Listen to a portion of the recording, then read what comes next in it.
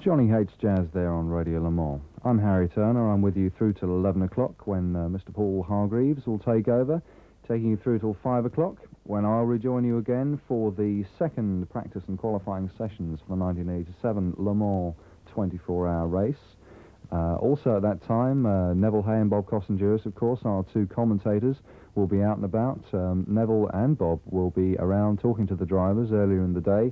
And then, of course, later, Neville will return to our studio in the Tribune building to commentate on the track action, and Bob will be down in the pits talking to the drivers and the teams and finding out what's happening, who's doing what the problem was, why they're going so well, why they're not going so well, and generally keeping everybody in touch with what...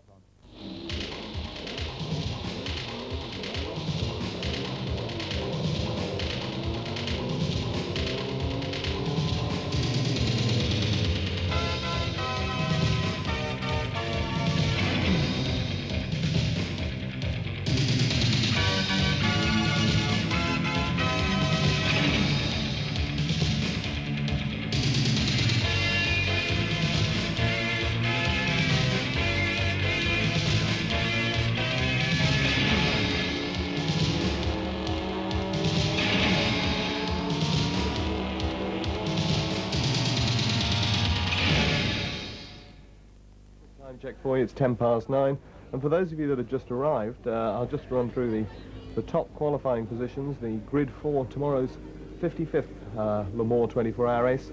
Works Porsche of Jochen Mass, Bob Wallach and Vern Chapin is on pole position. Alongside it on the front row will be Hans Stuck, Derek Bell and Al Holbert in the sister Rothmans Works Porsche, and then the three Jaguars. Car number 4, Cheever and Bassell. Car number 6, Nielsen, Brundle and Harner. Car number 5, the silk-cut Jaguar of Watson, Lammers and Percy. And then sixth fastest in practice was car number 13, the Yves Courage, Pierre-Henri Raffanel and Hervé Regu, Primagaz, Cougar Porsche.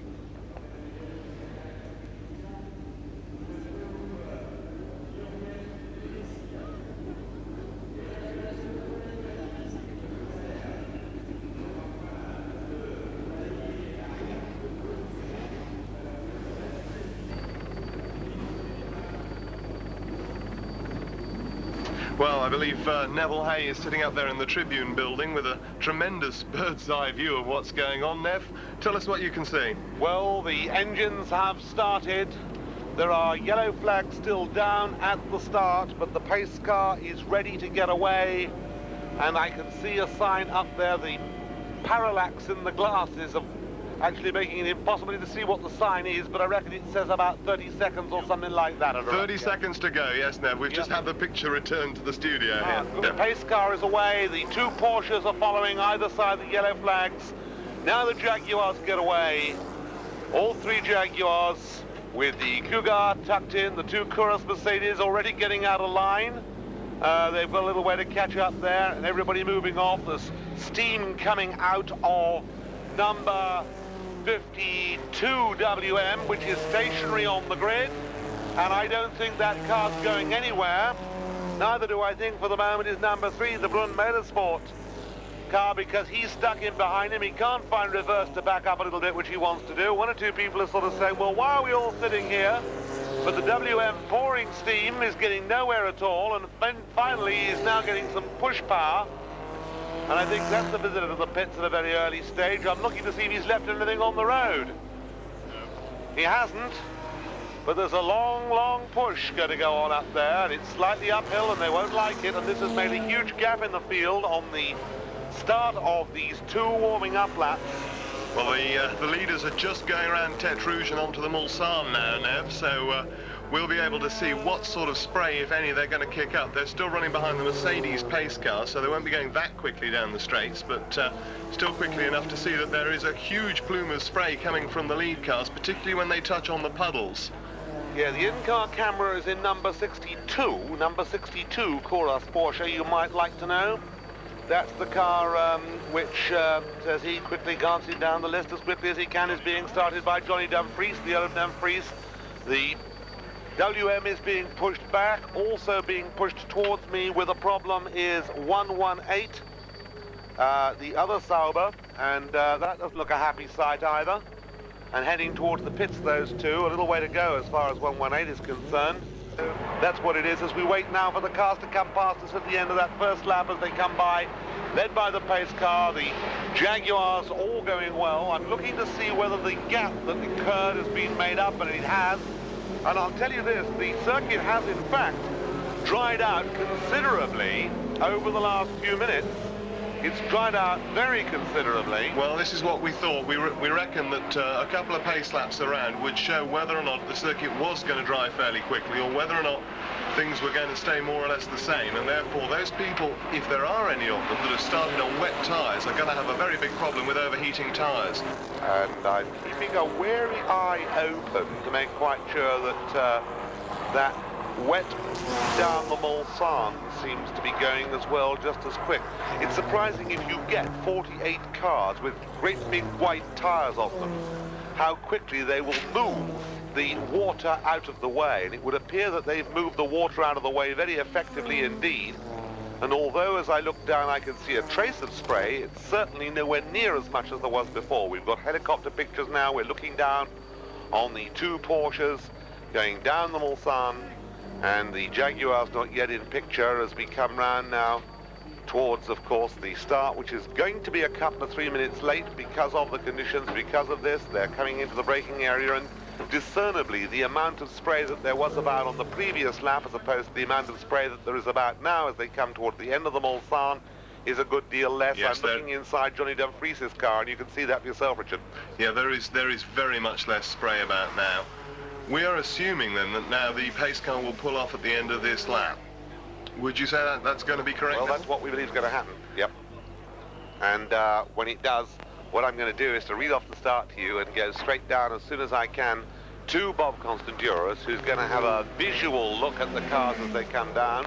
I should probably just yell a load of numbers, Neville. That's all right, Bob, you know, sort of, nothing like the 5, 7, 6, 4, 3, 2, 1 bit, you know. Something like Sort that out for yourself. But I'm sure that's what is planned. I don't think they're going to form up on the grid again. I'm sure they'll just be released on the way almost immediately. But you'll be telling me that through my left ear. Yeah. So my guess is, Bob, that probably what has happened is that the pace car is out there with a fair amount of experience, and they probably have taken a little bit of counsel from the drivers who are in radio control, and if anybody was very, very unhappy and said, I am very, very unhappy, they probably would have taken some notice at this juncture. But it seems to me that everybody is reasonably happy with the conditions now. And looking around the sky, and it certainly looks lighter and brighter, and I hope it's going to stay dry. Neville, I wonder if anybody has actually taken the gamble and started on slicks, because it sounds as though slicks wouldn't have been such a bad idea. I reckon what's going to happen is that you are going to get some very, very early pit stops. Now, that isn't to make you run, but I suggest that's what you should do. It's interesting to note that Jochen Mass seems to have taken the front row all to himself, and Eddie Cheever and Hans Stuck now seem to be occupying what they've made a new second row at the moment. I assume they'll reform by the time they come back around to the Ford chicane. The pace car will probably slow right down, and then everybody will have to close up, and then he'll let them go. But it should produce a right old traffic jam up here when we get them. Now, well, I'm looking down as they begin now to make their way back up towards us. I can't see the cars yet, but it isn't going to be that far away before I do. I can see number 32 who came in and sneaked in, the Nissan, the Asami Takewada Nissan that sneaked in at the end of that lap is back out again. I think he's back out again. He's waiting to be released from the pit road. In fact, there are a couple of cars waiting to be released from the pit road. As I glance away from my right, waiting for the first sight of the pace car to come into view, Jackie Eakes is talking away to French television. I thought I saw a wistful look on his face. We watched Dumfries there for a moment, actually giving the car a quick weave to try and warm up the tyres. I should think that's fairly difficult on the track at the moment. He was giving the car a weave. We got the in-car pictures then. Richard, that Nissan, of course, has actually saved itself a lap of fuel, hasn't it? Oh, yeah, crafty that, eh? Yeah, not bad, eh? Yeah. Oh, look at the big weave coming up now. Try and get some heat into those tyres. Here they come. Weaving away to get some heat into those tyres. And I can see that there's further chatting going on in the corner of the box there, but I'm watching now as the two Porsches line up side by side, the two Jaguars line up, and then they file through here as they come out. The pace car pulls off. The 55th Le Mans 24-hour race is just but a second or two away from starting as he pulls into the pit road, or does he? Yes, he does. He's in the pit road. We're in business. The cars come up absolutely nose and tail and trying to go between the Porsches. His number 6 Jaguar there, but they don't want to know and they keep the door shut and they're on their way up to the new S's and they've left a huge gap between themselves and everybody else and Bob Constanduran. Yes, I've got them. It's 17, 18, 6, 4, 13, 62, 5 who's dropped back, 15, 61, and another Porsche, I think it was number 2. Then a big gap, then a very big gap. And we have number 8, 51, 36, 11, 7, 37, 72, 23, 10, 3, 1, 1, 2, 7. The first of the C2 cars, Nick Adams, and then 1, and then 1, 2, 3. And there they are. That's how they came past me. Number 5 obviously missed out on that lot, Jan Lammers. Over to you. Yes, I'm watching the cars now as they pull out onto the straight, and we've got Porsches first and second, and they are already opening up something of a significant gap between themselves and the Jaguar at the moment, as we're looking at the aerial view as the cars come down the straight. And I'm now with Johnny Dumfries sitting in the car there, watching Dumfries go down the Mulsanne. There's a blur of spray ahead of him, which he seems to be closing on. Through the kink. The two Porsches very close together.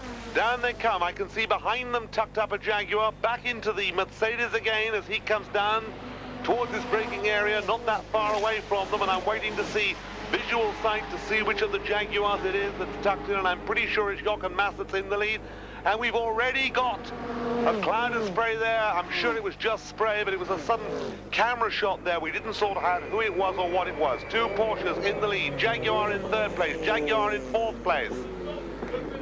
And the two Porsches, it's number 17 Porsche in the lead then, as we rather expected. Jochen Mass stuck behind him. Then the Jaguars first and second. Then the first of the Kuros Mercedes in 5th place and pulling out to have a snap at one of the Jaguars as they accelerate up.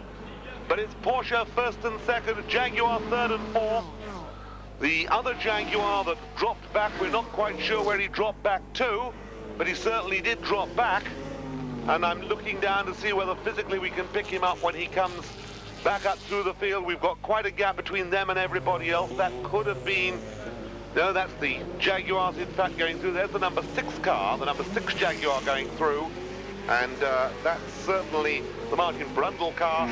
Stuck out in front at the moment then, Neville. Mass right behind him, and then quite a gap back to Martin Brundle. And I think the Jaguars may well have been mindful of Jerez last year when all three had a little coming together at the start. They've got everything well sorted, and I think they're probably just playing a waiting game for the moment. They don't want to get involved in any tussles. Well, here they come for the first time. It's Porsche first and second. Stuck out in front. The Jaguars currently led by Martin Brundle's car. Quite a gap before we get Dumfries with the Mercedes. Then the next of the Jaguars. We've got number the two 4, the Porsches. Achiever car. Neville got the two Porsches through, Stuck and then Mass, and then, as you say, the Jaguar number 6. And I'm sure, Bob, to interrupt you, I'm pretty sure we have got a Jaguar into the pits. Number 5 Jaguar into the pits. Already. There. Well, I can't run down there. A couple of cars I didn't see well back with the two Acosses. I just wonder if they were keeping out of trouble. Porsche number 2 ahead of number 61. That's a good effort. Then 36. Then the Cougar already dropped back a bit with Raphael at the wheel. And Jonathan Palmer is in the pits as well with number 15 Porsche. Now, you know what all that could be about? They could have just decided they're going to stop for their slicks now. So I don't think it's anything to get alarmed about. Yeah. Next caller, the Kramer car, number 10. That is in as well. That's Fiedler in that car. And the Jaguar is back in the race. So I'm almost certain that would have been a tar stop then.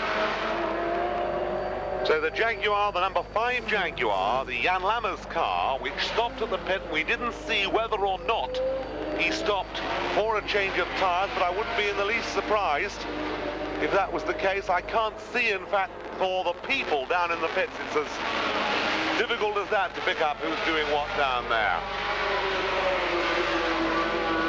I don't think I've seen quite so many people in the pit road at this stage of the race so early. A lot of people were obviously expecting a pit stop there, but we'll get news from that one as to what happened as soon as we can.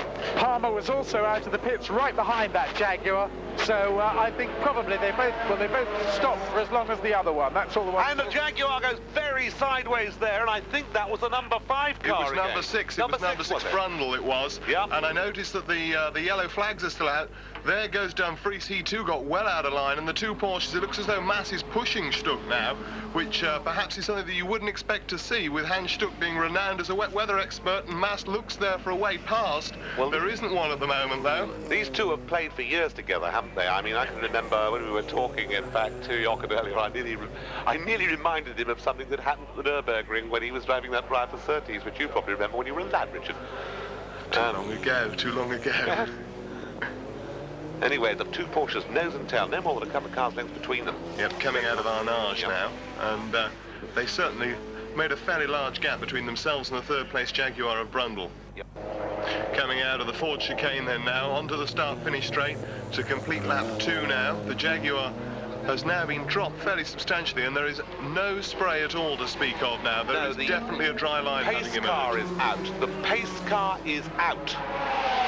Now, I don't know why the pace car is out, but the pace car is out. I thought that there had been a moment on the first lap, and we didn't actually see that moment, but I thought there had been. Now, the pace car's come out. He's waved the two leading Porsches past him, though, he has. As they go down towards the S's. So maybe he's just gone out to go and have a look and see what it is or how bad it is. He may even just have gone out to go and look at the circuit to see if they can draw in the yellow flags on the Mulsanne straight. As the leading Porsches now go round Tête Rouge and onto the Mulsanne. Yeah. We've got another pit caller at the end of the pit road coming in here, and I'm just trying to check up who it is. And it looks like number 2 Porsche to me, the Brun Porsche. And the two leading Porsches side by side down the Mulsanne. That looked like a change of position to me there. Yes, so it looks as though Mass may well have taken the lead from Stuck now. They're side by side. They're absolutely side by side as they come down, dipping over the hills. They're side by side, and I think the reason why they're side by side is fairly clear. Behind them is a Jaguar, and not very far at that. Well, the yellow flags have been drawn in now. They're side by side again, coming up towards Mulsanne corner now. We still can't decide which one of the two is in the lead. It's the one with the white band across the roof, and that looks like Mass's car to me, number 18. Yeah, I'm pretty sure that's Mass's car. Yeah, it is. Number 18, yeah. Mass behind, Mass in front, Stuck in second place. All over the curbing, though, which is, I was told is something not to do in a long-distance race, both of them. Away now, and the Jaguar looks a good deal closer now. The Jaguar looks to have got a good deal closer. And we've got into the pits number 62, the Kuras Mercedes, and I think that was a tyre change. And in fact, I think that what we're getting are a lot of tyre changes. And so that makes me wonder whether or not the two leading Porsches are going to be in for a tyre change very soon. And we're watching Johnny Dumfries playing with a gauge in the middle of the dashboard. Now, I would have guessed at first that maybe it was a boost control. It could be anti-roll bars or something of the sort. But he's on his way down the Mulsanne straight. It was interesting earlier on, one or two of the drivers were saying, well, yes, when you go down the Mulsanne, that's your chance to have a look at the dials and everything else. I can't quite imagine looking at the dials at 200 and some odd miles an hour, but he flies past a slower C2 car there. I think that was the Lucky Strike Argo through the kink. And now, any moment now, he'll come over the rise down towards Mulsanne corner and stand on the brakes. It's the first time, Johnny, that you've driven it in the dark, I understand. Yeah, I have to say that after driving a Formula One car, it's the most exhilarating experience I've ever had in a racing car. I really enjoyed it. You know, in the dark, you get this incredible sort of sensation of everything rushing up on you, especially after the kink in the straight. There's a hump, and you sort of burst over the hump, and the lights illuminate all the 300, 200 and 100 metre boards, which are in bright green, and it's really exhilarating. car number 62, Johnny Dumfries, and the Sauber Mercedes, the V8 turbocharged Sauber, and he's coming up on more C2 cars. This is another of the problems, the lappery that these drivers have to put up with, and he's having to sit behind them as they go around Arnage there. Richard, he's in amongst that traffic, of course, because he's just been in for a pit stop. Well, yes. And this, we assume, was for tyres. Bob, I know, is on his way back to the pits to try and find out as much as he can for us. And he's making his way up now towards the Ford chicane. We've got number 13 Porsche. That's the Branagaz car coming in also for tyres. It's clear that that's what that stops for, because we can see that one. No problem at all. Well, we've still got no sight of the leaders at the moment. I don't know if they've been past you lately, Neville, but it'd be interesting to see where Martin Brundle had got to. I now know how James Hunt feels when he's commentating on TV pictures and wishes the director would cut to something else. Well, I can tell you where Eddie Cheever's got to. He's just been in the pits, and he's on his way up the pit road and about to come out again. Eddie Cheever has been in the pits with the number 4 Jaguar. I would guesstimate that that was for a tyre change too. Well, knowing Tom Walkinshaw, I would be very surprised if all 3 cars started on the same type of tyres. And judging by the way that when we last saw them, Brundle was catching the leading Porsches, I would imagine that he would have started on slicks. Judging by the way he got very sideways on one occasion, I would not be in the least surprised if that was 100% accurate. Neville, I'm sorry to interrupt, but the Porsche's absolutely nose and tail, and there's been a change of position. Stuck has gone past Mass, and what's more, the Jaguar has gone past him too. So we've got the Jaguar into 2nd place now. Mass has dropped back to 3rd. The order 17, then 6, then 18. So Hans Stuck in the lead, the Jaguar in 2nd place of Martin Brundle, and then Jochen Mass. Bob. Yes, I've been past several teams. The Brun team, for example, have changed now over to slick tyres. So have Liquid Moly, the Britain Lloyd Racing team, number 15, and 118 is in the pits with a problem with a starter motor, and hopefully they haven't cooked it because they've only got one. That's number 118, the Royale.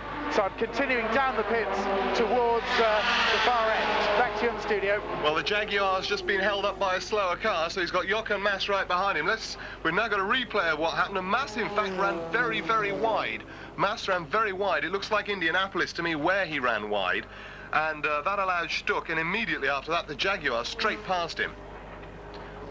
So Stuck now out in front, and Mass, after all that, I think he's taken a deep breath, collected his thoughts back together again, and headlights ablaze, is now coming past the start line. Stuck in the lead. Jaguar in 2nd place then, and 3rd place Jochen Mass. Past the start line, up towards the new Dunlop kink, just before the bridge. Through they go, and now over the rise and down towards the S's. Hans Stuck still out in front, and the Jaguar doesn't seem to have been able to get away from Jochen Mass. So Martin Brundle holding on to 2nd place, but Stuck is leaving him. Stuck is definitely getting away from him.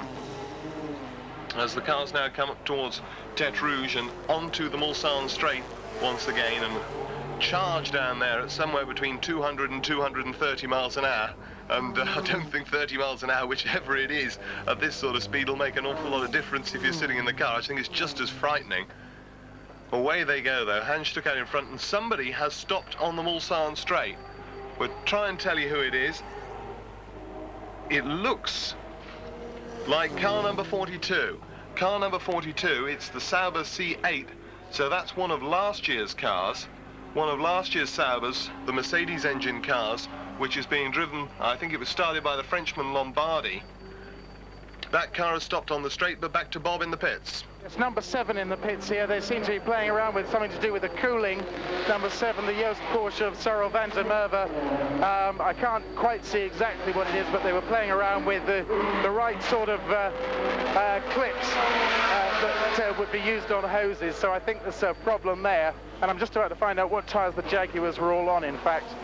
If I can have a quick word with Ian Norris, who's the PR man. What tyres were they all on at the start, Ian? We started with Cheever and Lammers on intermediates, on wets, sorry, and they've gone over onto slicks, and Martin Brundle is on intermediates, so Martin is doing well, as you can see. But well, I think the Porsche are also on intermediates, so you're all roughly on the same on the same rubber. That's it, yes. We've got the other two onto dries now, so they're able to catch up the time that they're losing, and Martin's able to harry the Porsches. Well, I hope that's cleared up any problems you may have up there in understanding what's going on. Back to you. So the thing to watch out for then now is how quickly the other Jaguars, now they're onto slicks, they're going to catch the leaders. The leaders on intermediates won't have been too bothered up until now. But if you watch them, I'll bet that they're looking for the wet patches on the circuit to keep the tyres, and yes, they are. We've got an aerial view of them now. They're looking for the wet patches on the circuit to keep the tyres as cool as possible. An interesting race, this, Martin. Yeah, it was obvious quite early on that the three leading cars, the two Porsches and Brundle, were on the same sort of tyres. I think there are probably only now, 4 or 5 cars that haven't come in for tyres. These three are still going well. It's obviously still fairly slippery, but they don't seem to have any problems. I wonder if they'll have to come in before their scheduled first stop. I wonder if Bob can hear me. I wonder how long they would normally go before the first stop anyway. Hello, yeah. Perhaps, Neville, you may be able to tell us just how dry the track is at the moment. Well, I'm looking down, and there's very little doubt about it that the road in front of the pits here has dried out all but completely. Looking away to my left, it doesn't look wet at all, and I would suggest that anybody who's on dry tyres at the moment has got a considerable advantage. If you've got intermediates on, it can't be long before you've got to come in and change them, and there's a great big cloud of smoke as somebody has blown up in a big way, and it's coming into the pits now, whoever it is. Some real problems at the Yost pit, drastic problems. They seem to have abandoned number 7 altogether, and when number 8 came in, it was already on slicks, and there was a little stream of steam coming out pipe. And Well, the fastest lap, car number 4, Jaguar XJR8, he's now brought it down to 3 minutes 29 seconds. So, he's a mere 5 seconds or so off his practice pace now. That shows you just how quick the track is. Quick rundown of the positions now, after 9 laps on the chart that we've got here. Car number 17, Porsche, that is Hans Stuck in the lead. Car number 18, Porsche, that one is Jochen Mass. Car number 6, Jaguar, that one is Martin Brundle. Then car number 15, Porsche, car number 15, and that is the BLR car. That's the Take Fuji car that we were just watching with Richard. That's the Richard Lloyd car, isn't it? Who's at the wheel of that? Jonathan Palmer. Jonathan Palmer at the wheel of that. And then the next 2 Jaguars are up. Car number 5 and car number 4. And in the order at the moment, 5 is being driven by Lammers, 4 is being driven by Chiva. So those cars making their way up through the field. 7th place at the moment, 62, the Coros Mercedes, and that would be the Dumfries car, the one with the in-car camera in it. And then car number 2, Porsche 962C. Car number 2, the Brunn Motorsport car of Oscar Larari and Uwe Schaefer, Jesus Pareja. Bob, in the pits again, I think you have some more news for us. yes, I'm afraid number 10 is a casualty. It's been driven away. A very, very short race for that Kramer Porsche. The piston's broken in that one, and ruefully Mike Brunt, who is the only Englishman in the team, was telling me that that was a brand new works engine, literally just before the race. So, well, I can see a picture of Mike Backwell with a Salvation Army sticker on his helmet. I don't think that's going to help him, shaking his head, looking very miserable in the pits. They've closed the door on the car, and Mike's still sitting in it. The tail section's coming off it now, so obviously big problems for that car. That's the Coros Mercedes car number 61. yes, I'm standing beside number 61 and standing beside a disconsolate Henri Pescarolo while the man from French TV gives you your pictures. The problem, it would seem, is that the car just isn't pulling properly, and one of the guys is standing beside the car with a Coros Metronic monitor box to see what is causing the problem. Backwell sitting inside the car, and they obviously can't find out what the problem is. Back to you. We're watching one of the Toyotas at the moment, car number 37, apparently cruising around. Looks as though he's making his way into the pits. Yes, he is, very slowly indeed. I wonder if he too has got problems. He's followed by a Porsche. There's a Works Porsche behind him. Yes, there's a Works Porsche coming into the pits now. The leader has gone by. He's being held up too down that pit road. And it looks as if we've got a Jaguar coming in as well. I reckon that is the Jaguar coming in that was lying in 3rd place, the Martin Brundle car. And the Jaguar number 6 that came in at the same time as the Porsche comes out, and they nearly clip each other there. That was very close indeed. Who came out in front? The Jaguar came out in front, and as he came out, the number 18 Porsche decided he was going to rejoin as well, and that would be Jochen. And he didn't really fancy the Jaguar coming out ahead of him. It was a race between the pit crews, and Jaguar won that one by a short head. And they've gone out back onto the track again with the Jaguar in front of the Porsche. How much would you put on Hans Stuck coming into the pits this lap? I reckon by the amount of activity down that end of the pits that it can't be far away. Well, we've just watched him go away from Arnage, and Bob, you're in the pits. Any more news from there before Hans Stuck gets to you? Well, I tell you, there was a major panic just now, because when I did see something on fire, I have a nasty feeling it was a mechanic, because there was something leaping around in the road that was on fire. It looks as though the panic might have died down a bit now. But certainly Britain Lloyd Racing came in, and the reason they came in was to change chips. Now that's all about the mechanics and burning pistons and things like that, and they were told to change yesterday. And I've got to get the SP, as it were, on exactly what this is all about, because that's obviously a fairly major drama. That's what's causing some of these Porsche engines to go, and they've obviously had a rethink in the first few minutes. Either people have changed or they haven't changed, but it's a fairly major drama. If you can find Jürgen Barth, I would suggest he'd be the man to talk to. And here comes Stuck, headlights switched off, into the pits he comes. So Stuck comes to a halt.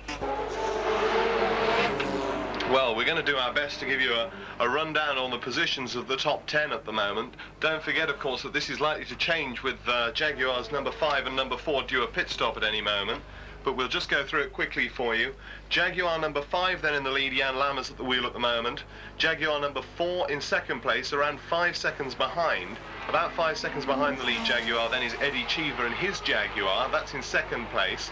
Third place, Porsche 962, number 17. And that is the works Porsche of Hans Stuck. Fourth place, car number 6, that's Jaguar XJR8, that's Martin Brundle's car, and that's some 25 seconds behind the leader, and around 15 seconds behind Hans Stuck's car at the moment. Sixth place is car number 18, that's Jochen Mass's Porsche.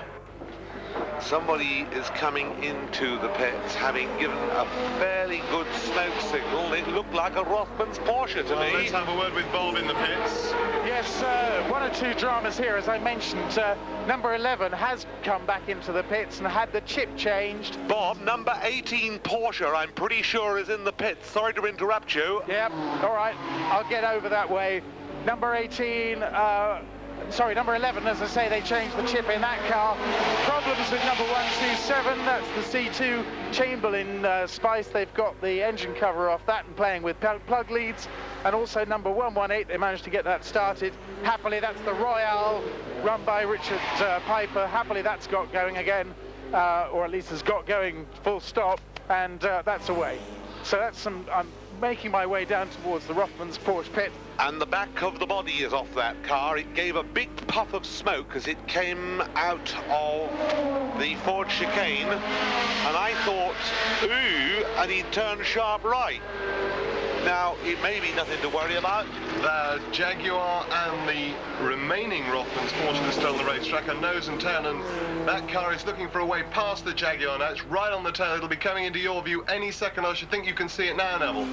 Yes, I can. I can see them, in fact, coming up towards me, headlights ablaze, visibly travelling faster than anybody else. Car there.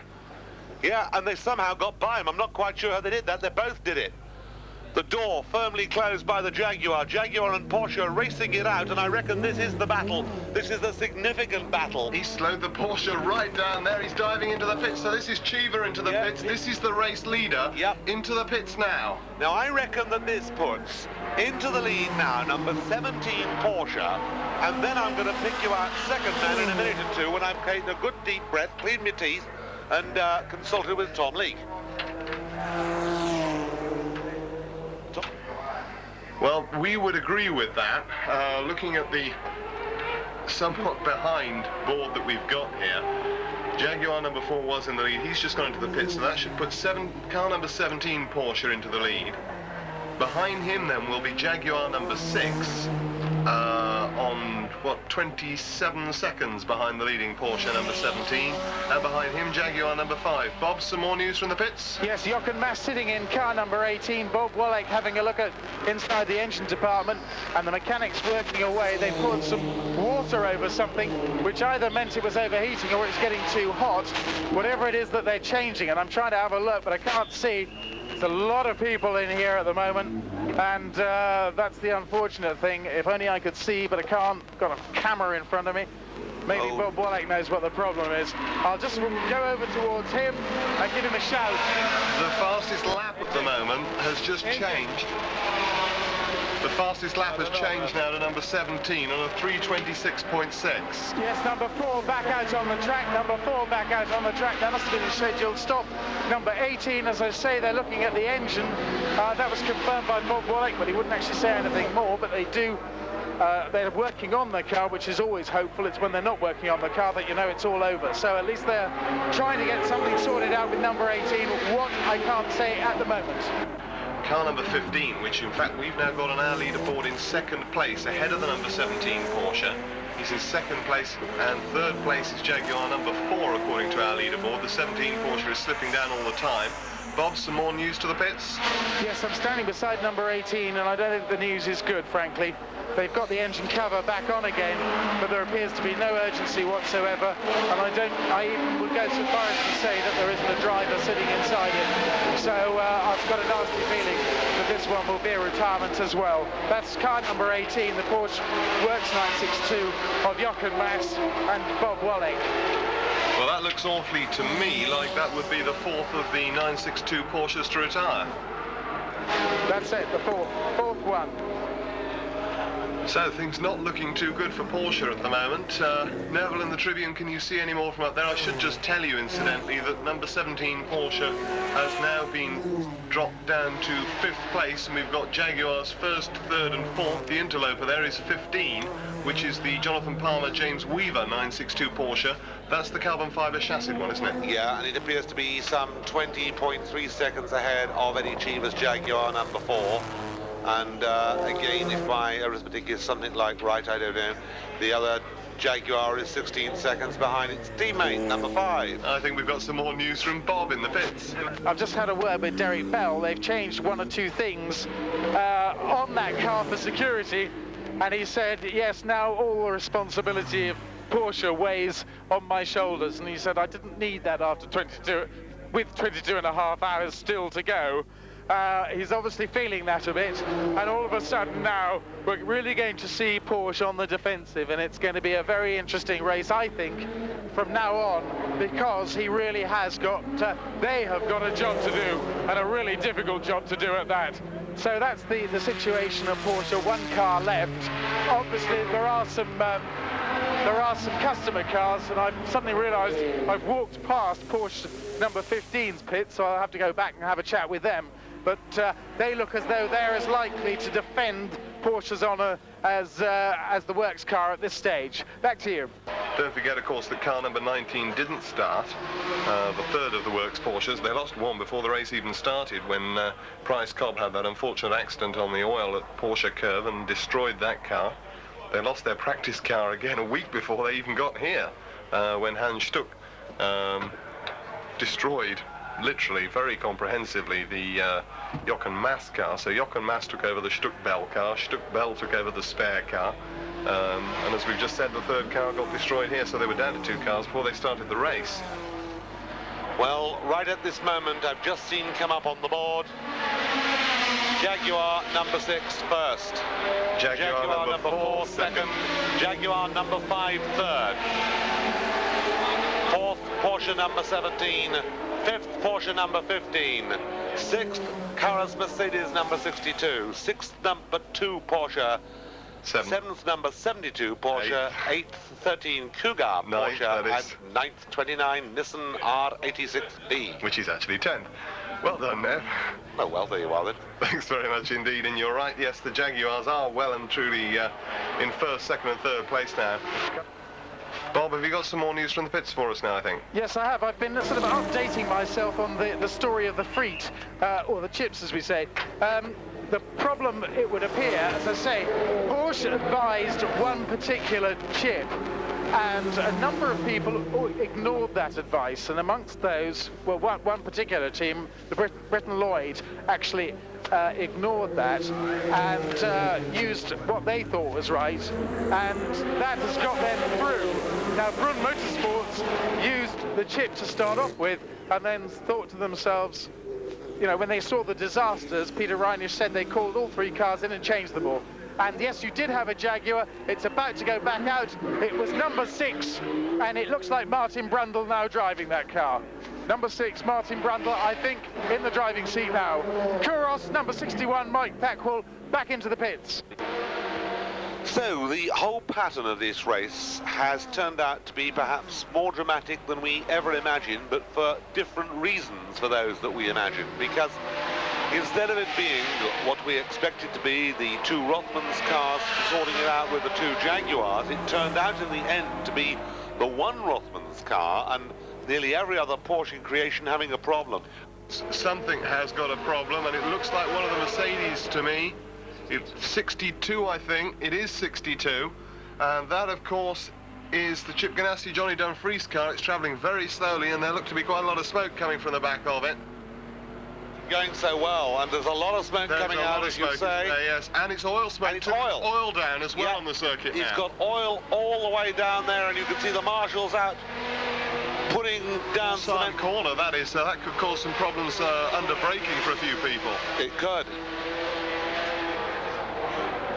It looks very much like the engine has let go in that car, and that will be the end of the race as far as they're concerned.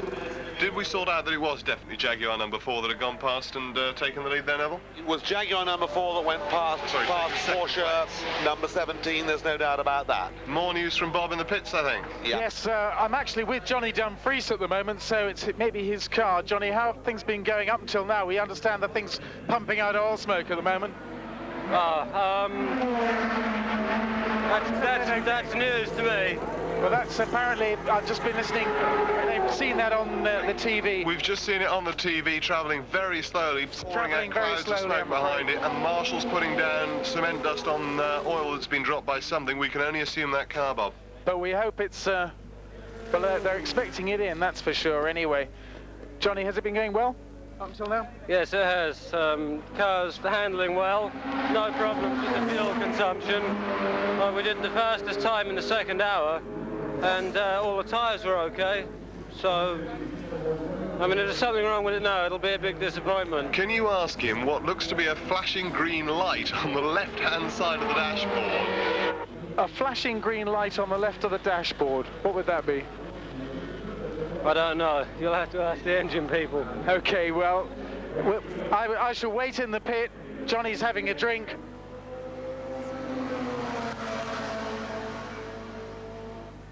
We've got yellow flags and oil flags being waved. Now, whether that's just to slow people down as an extra cautionary measure to the oil flags, I know that the French tend to do this, whether a car has gone off or not, but normally when a yellow flag is shown, it means there's been an accident somewhere, so we'll keep our eyes out to see if anybody has been involved in any troubles anyway. Neville in the Tribune, anything to report from up there? No, I'm looking at exactly the same pictures as you are. And what it is, in fact, is that there is a long, long slick of oil that runs out, and everybody is trying very, very hard to avoid it because the marshals are working hard on the inside of it. And that's where the problem lies. It's the exit from Mulsanne. Yep. Exit from Mulsanne, and we're looking down at the stricken Mercedes in the pits, and as you said, that looks to me as if that isn't going to do much more work today. Early bath for that mob.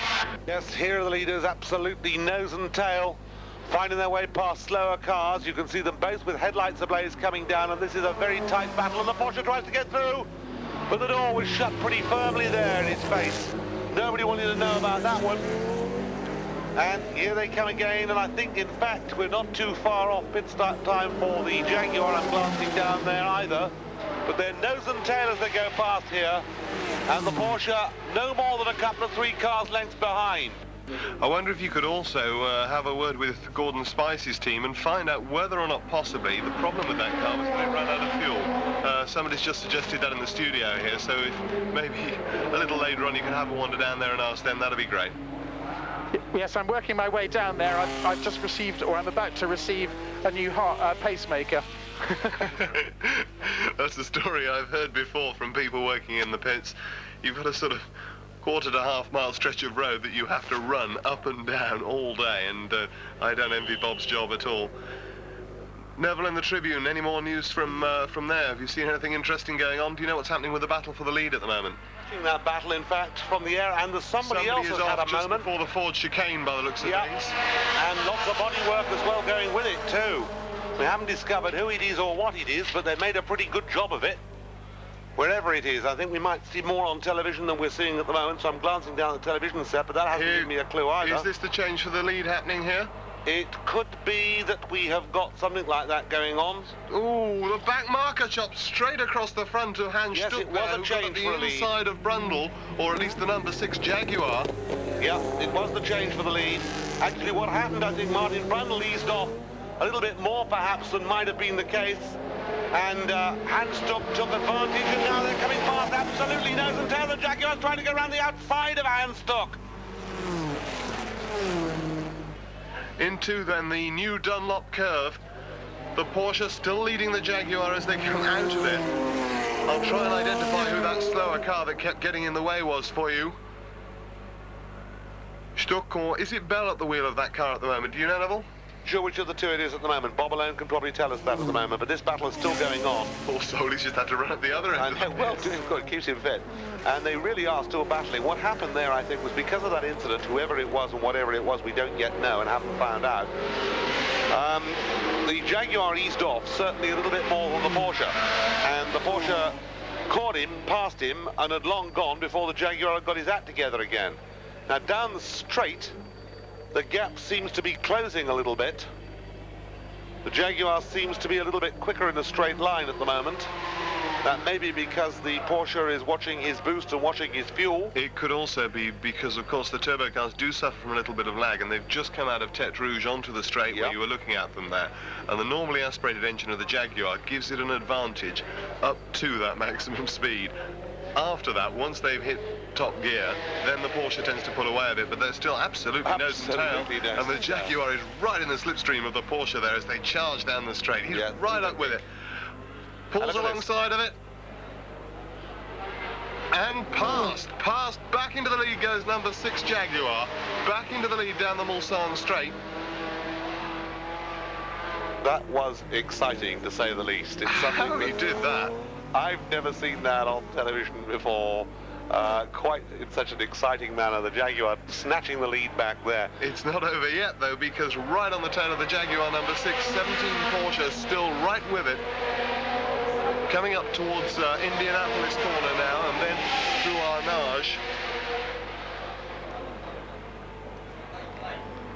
And we wait, here come the cars once again. Number 6 Jaguar still heads the Bell Stuck Porsche there. And now up towards Arnage. Accelerate away from here and then go up to the Porsche curve, which of course was where the works cars had their little problem, shall we say. And I've just been past a note with the speeds and gears and so on them, and trying to pick it up at the moment. And I believe we've got Bob in the pits with some more news. Yes, I've got Tiffany Dell here, who's driving Toyota number 36. 37, whoops. Tiff, we know that one of the cars has gone out. How's yours going? Well, unfortunately, we're also in the pits at the moment, Bob, with we had some overheating. It looks like some problem with the head gasket or something in the water system. So we're just trying to fix it now to get back out again. But that's a shame, because you were going very well earlier on. Yeah, we were up to 4th and 5th. We had a good choice of tyres at the start. We had intermediates on, which was the right choice. And then we were running a proper 8th and 9th, I think, just before we all hit all these disasters. And with Alan, what's the problem there then? There's something again with the fuel pickup problem. You know, it was low and it was onto the sub pump, but somehow or other the sub pump or the electronics, I'm not sure, have gone a bit wrong, and that stranded him. So really, after a very promising first hour, when we were running 7th and 8th, it's all turned to SH1. We know what it's all turned to. Thank you very much indeed, Tiff.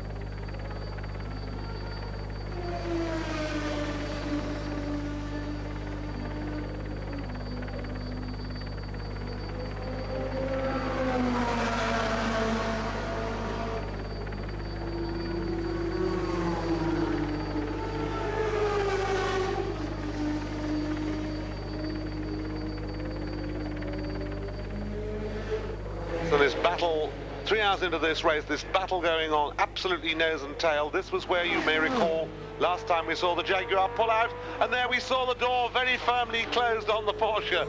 I think that that was the manoeuvre that was obviously promised right from the word go, and the door was closed very firmly in his face. And we're going to get a chance to watch these cars now coming up again towards the pit area, which they came through absolutely nose and tail. They've just gone through the cement dust there. You can see the great cloud of cement dust they've raised from where the oil was dropped. Nobody can see where they're going for the next 5 minutes. It's just settling now.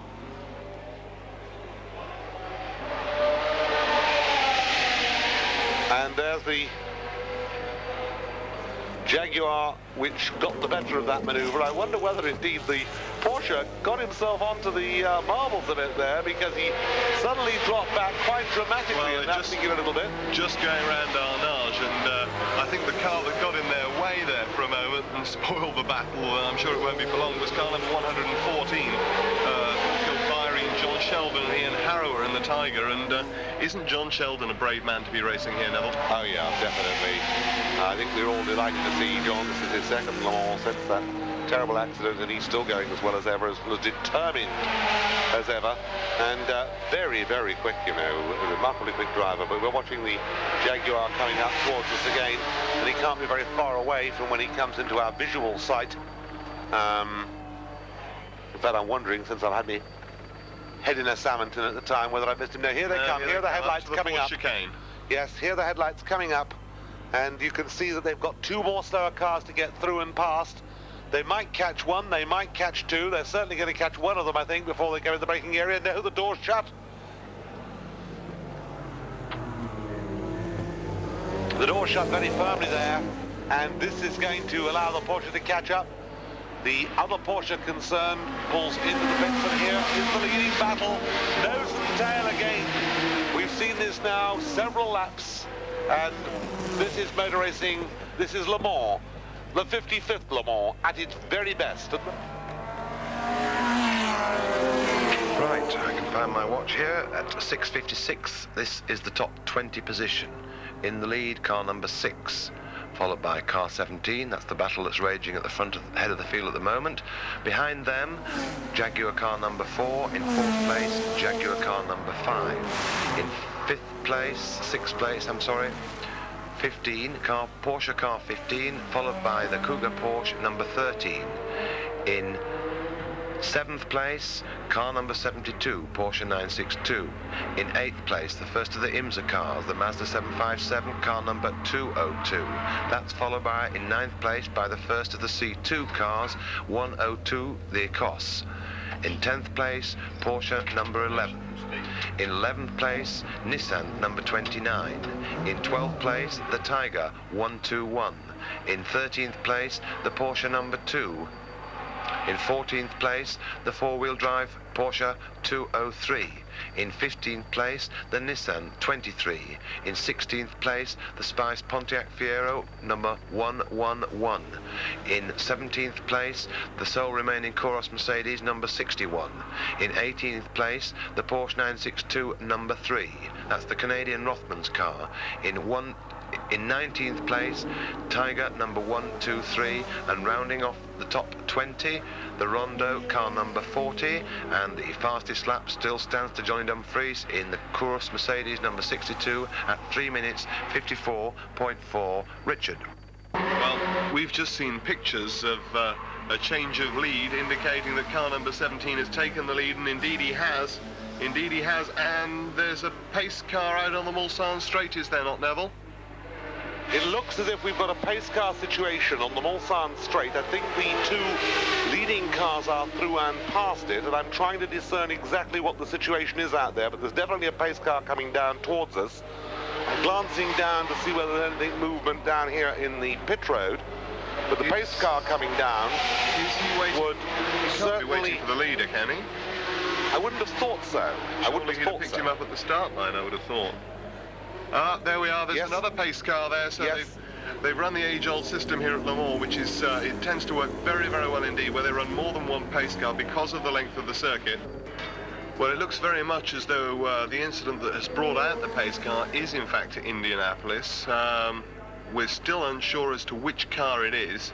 What we can tell you is that it certainly is not on its roof. It's facing the wrong way, and it's parked up close to the barriers, although not in them. And any second now we hope to be able to tell you what it is. I thought for a moment then we got pictures of it, but that was the Prima Gas car in the pits, I think. It is the Chevron. Well, opinion in here seems to think in the Radio Le Mans studio seems to think that it's the Chevron, in which case it'll be the car number 113, will it not? The Jose Tybalt Chevron.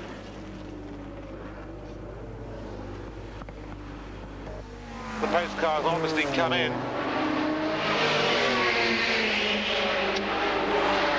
There is Jaguar number 5 going through.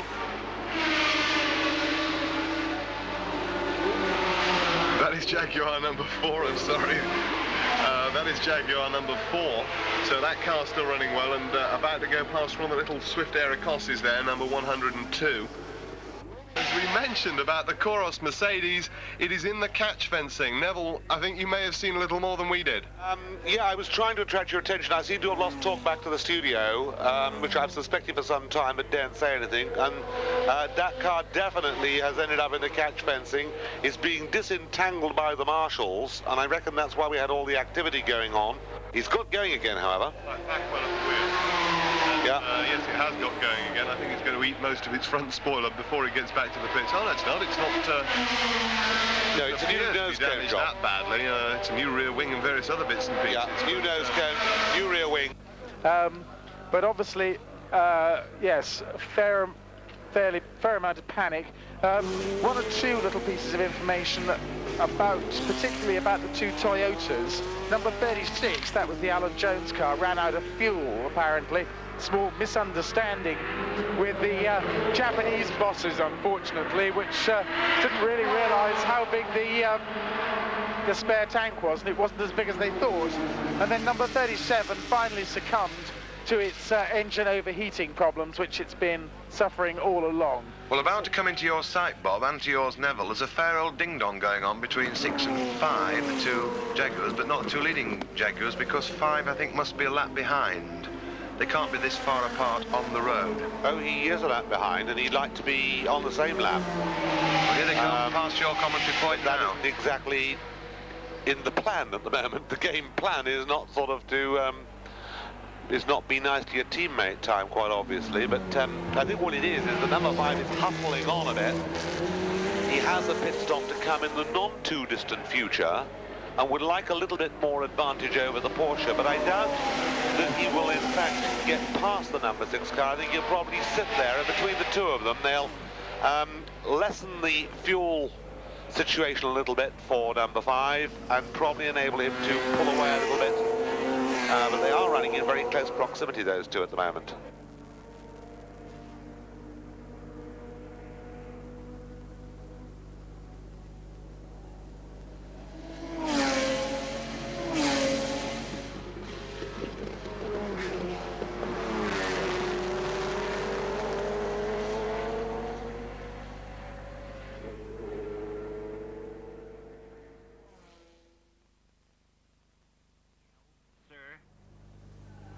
Well, if you left the circuit last night, then there were 3 Jaguars running and running well, and indeed there wasn't a great deal to choose between what was happening between number 17 Porsche, which was the Singleton car, left from the carnage that Porsche suffered in the first 2 or 3 hours of the race with problems with chips and things like that, seeing one works car retire. The other one we know, in fact, never started due to an accident in practice. And it was 1 Porsche versus 3 Jaguars, and at one time the Jaguars seemed to have the advantage, and then the rain and the combination of changing over to wet tires changed the situation. And I was wondering what had happened to Joe Sayward, who was doing this so well before, so I think I'll let him do it so well again. So Joe, you talk about it. We got as far as the fact that it was raining, and it seemed that at that time the choice on tyres and everything else and pit stops favoured the Porsche a little bit. Yes, well, thank you, Neville, for throwing me into it. I can go on if you like. Oh, no, it's all right. I'll handle it, I think, maybe, almost. The Jaguar-Porsche battle that was going on at around 10-11 last night continued. The only casualty in that was just before midnight, James Weaver in the number 15 Porsche, the BLR car, had a rather disquieting experience as he braked for the milestone corner when he discovered that the rear of his car was actually on fire. And he slammed the brakes on as he went past the signalling pit and brought the car to rest up the track, jumped out as fast as he could. He described it to me in the early hours as I was in a demi-panic, which I think was a major understatement. But unfortunately, after he was out, it was no problem for him, but there were no marshals within easy reach of the car, and it was very badly damaged. After that, it was left to the One Works Porsche and the 3 Jaguars. This morning at around about 10 to 3, one of those nasty hushes that comes over Le Mans when you know that something's happened but you're not quite sure what it is, struck the circuit and struck all the British and struck particularly at Jaguar. The reason why was Jaguar had a car missing, and that car was Win Percy. And when all was beautiful, you were telling me, in fact, it was a lovely night, you were going down the straight, and then what happened? Well, the vibration level started just before, about 200 meters before the kink, and what turns out to be a puncture. They found, obviously Dunlop had been out and found fragments of the tyre, and they found the overheating and everything. But the thing let go completely just before the kink, and it literally did a 45-degree angle straight into the Armco, and then continued rolling, flying, barrel rolling, whatever it did. I don't really know too much about it, and ended up probably 250 meters round the corner. In other words, you were just driving along there, and it just happened just like that. I mean, there's nothing you can do in a situation like that. No, absolutely nothing. Thank God that they, A, went ahead and put up triple-layer Armco along there, and B, that the Tony Southgate design motor car is that strong. It's incredible. It just goes to show what an amazing team it is. I mean, they've built a wonderful car, but to survive something like that, I mean, really quite amazing. In fact, I think you're the first person, in fact, that I've actually heard who's been through something like that, and actually been here to tell the tale and not actually forgotten all about it, because a lot of people have had accidents, they forget all about them. You remember every bit of it. Yeah, I do. Going along upside down thinking, well, for God's sake, when the thing's going to land, you know, it seems to take forever just to come back down to earth again. Win Percy is fine. He jumped out the car, he said, I got out the car, took a look to see if there's anything coming, ran across the track, jumped over the barrier and sat down. And the car is extraordinary. I saw it in the early hours of the morning when they brought it in. The monocoque is intact, the engine was still attached to it, the gearbox had come off. It was a complete wreck apart from the monocoque. It was I don't know, what can you say? Tony Southgate has built the strongest car ever. I think any other car would have been a complete disaster. And I think that Win Percy can rightly claim to have had the biggest accident on the Mulsanne without actually hurting himself. And after that there was pace car for an hour and 50 minutes while the various bits of barrier and wreckage were sorted out and rebuilt. And then as dawn came, the Jaguar attack began to wilt. The Porsche had got ahead probably at about, I think, 2 o'clock it had established itself ahead where the Jaguars were getting to within a minute on alternate pit stops, but the Porsche obviously had the advantage. And then we had car number 4 come in. It had previously been in for some loose bodywork, and then it had a gearbox problem, which they are now solving in the pits, or trying to solve in the pits. It's still recurring, and number 6 has gone out with a blown... Is it a blown engine? No, it's cylinder head actually that's gone. Oh, cylinder head, right. Cracked cylinder head. I'm in the Jaguar pit at the moment, and still they're now putting on, and if I look through one of the loops of the engine cover behind which I'm standing, they're putting the oil in, they've got the rear wing still to put on, and they've got the engine cover still to put on. So it's a little way away yet, I'm afraid, but not too far away. As you say, it's now taken 32 minutes and 10 seconds, this stop, just over that in fact.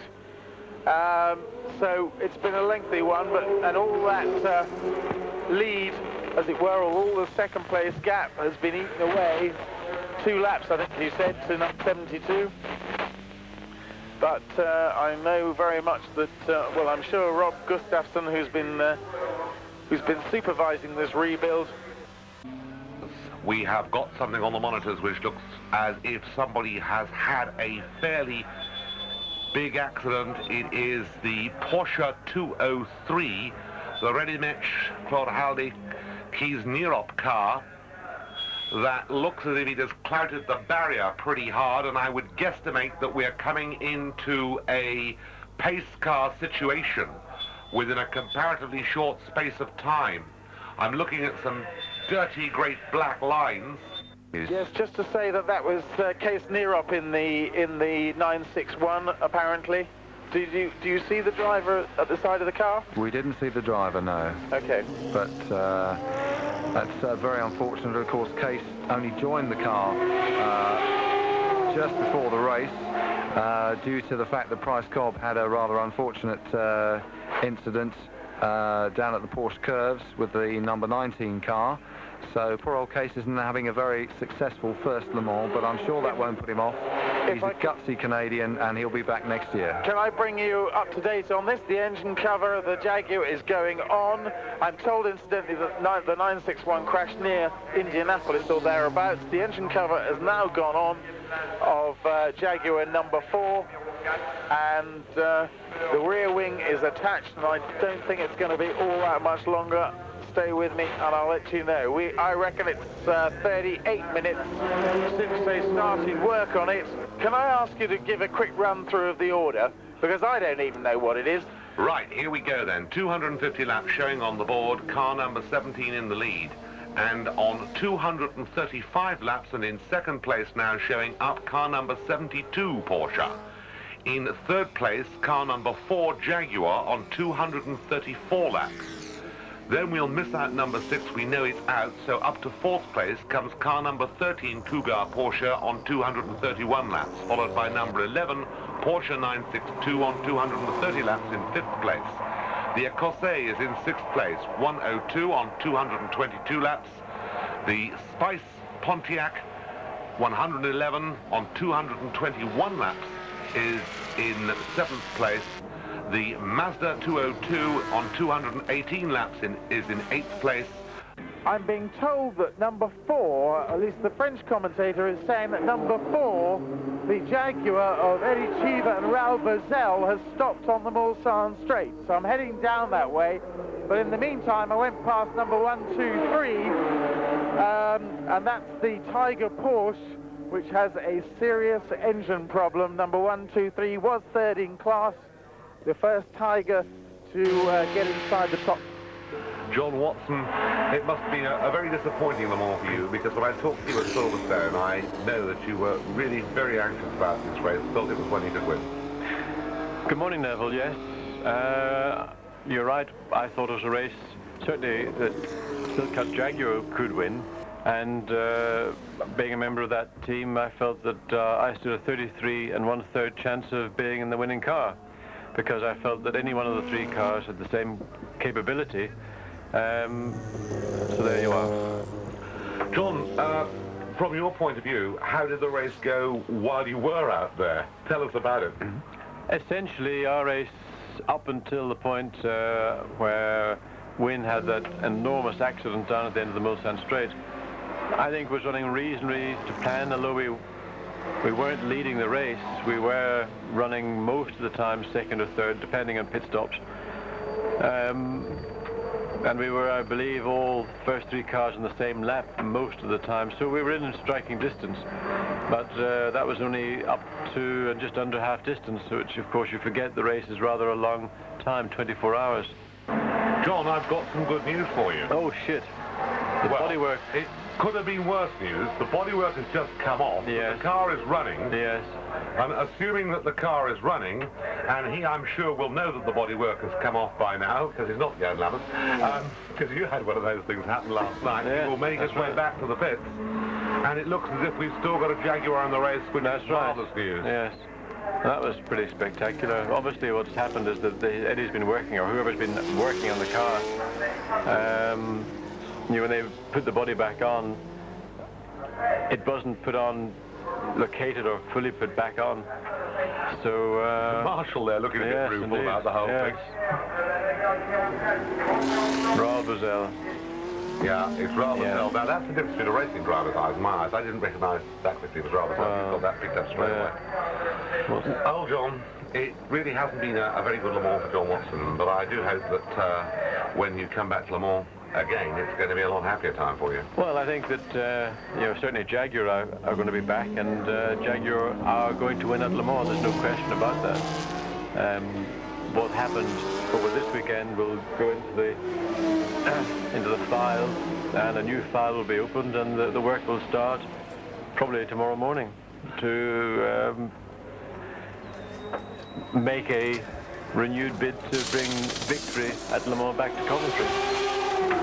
As we look down now with the marshals waving their flags round the circuit to indicate that they too know exactly what's going on, and that we've come to the end of the 55th Le Mans 24-hour race, a race which saw possibly, I would say, one of the biggest efforts for the dislodgement of the Porsche complete grasp on the race on the one side, and equally a tremendous effort made by Jaguar to do that, and all but succeeding. The early stages of the race, with all those retirements in it, that left us really quite amazed at one stage and wondering whether or not we were going to see a complete walkover, and then this amazing performance by this Singleton 962C Porsche, the Rothmans Porsche, the works car of Hans Stuck, Derek Bell at the wheel, Al Holbert, the reigning World Endurance Champion Derek Bell, who now notches up 2 in a row, 5 victories in all, will be challenging next year to equal the all-time record held by his ex-co-driver Jackie Eakes. This will be, in fact, Derek winning with 875, 81, 82, 86, 87. He could go for the hat-trick. He could go to equal Eakes' record. In fact, a remarkable performance by Derek. And also to Hans Stuck and to Al Holbert. Holbert taking over the car as the third driver when his own car was put out due to the practice accident that he sustained on Wednesday with Price Cobb. And as far as he's concerned, of course, this will put him up to 3 wins. And if he comes back next year, he too could be on a hat-trick. And equally, one has got to look and see what Hans Stuck's situation is, because I think he has got just one win in the race, so it would be 2 for him next year. But Hans Stuck, who's disciplined himself to become one of the finest long-distance drivers in the world, certainly, I would say, arguably the fastest long-distance driver in the world. He still has tremendous pace. The Porsche coming up then towards that magic crowd, that magic moment, the end of the 24 hours, the 1987 24 hours at Le Mans. And out goes the flag. The flag is out. The race is won. Porsche have won once again at Le Mans. Successively, this is their 1, 2, 3, 4, 5th, 6th, 7th successive victory, their 7th successive victory. The number of wins that Porsche have had, they've had 11. This makes it a round dozen wins. They've won now 3 times more than Ferrari. Jaguar, of course, have got 5 wins. This would have made 6 for them, but if they can get themselves back again next year, and I'm quite sure they will be, the result could be different. The time 6 minutes past 4, and the overall result, of course, we will go through for you once the whole thing has been totally clarified. But you can see the scenes of elation. You can see Derek Bell there being literally tossed up in the air by spectators alike. He, I think, has thoroughly enjoyed what has got to be one of the sweetest victories that Porsche have ever had, because make no mistake about it, they have been under pressure throughout the whole of practice. They've been under pressure throughout the whole of the season, and they were under pressure for a large part of this, the 55th Le Mans 24-hour race. Bob Constanduros. Well, as you're well aware, you've seen all this before, and quite amazing. But I've got Derek Bell, and I risk the wrath of Andrew by fetching him off here, because I'm determined that once I've got the world champion, I can actually have a chat with him. The man who's won Le Mans, Derek, Radio Le Mans, which I think has provided a bit of fun for a bit of people, telling you all the right things and the wrong things. No, I didn't listen to a lot of it. I listened to the practice days, and it was great. Great system. Everybody loved it, and I'm sure you made a lot of money. Well, I haven't made any money. It wasn't my radio. But tell me, Derek, this was, in fact, I think, a very important victory, wasn't it? A very sweet victory. Very sweet. Very, very sweet. I mean, the best of them all. It was unbelievable to win like that against Jaguars. They put up a hell of a fight, and I think we drove really well. When you had the problems first thing in the race yesterday, did you think, my goodness me, this is it? I thought that was it. We're on our way home. I was cooking dinner with Jochen in Paris, but as it happened, you know, they altered the mechanics were wonderful, the engineers were brilliant, and here we are. And when did you feel, right, we've got a grip on this, we can really have a go at these chaps? Well, I believed it when I was out there behind Eddie Cheever, and I could stay with him. I caught him up, and then I got by him. And then I realized then after that, when I caught up, following that, I then caught up John Nielsen and had a dice with him for half an hour. I realized at that point that we had got the legs to them if we needed to. I didn't know what they had in hand, but at that point, we had lots in hand, or certain things in hand, and I thought it was great at that point. Would it be fair to say that racing Porsche and racing Derek Bell at Le Mans are sometimes a different proposition to racing certainly Porsche and even Derek Bell elsewhere? That's right, absolutely. I think it's a bit special here, isn't it, for you? Oh, I see, a bit special for me, yes. It certainly is, yeah. It really is. It's an unbelievable place.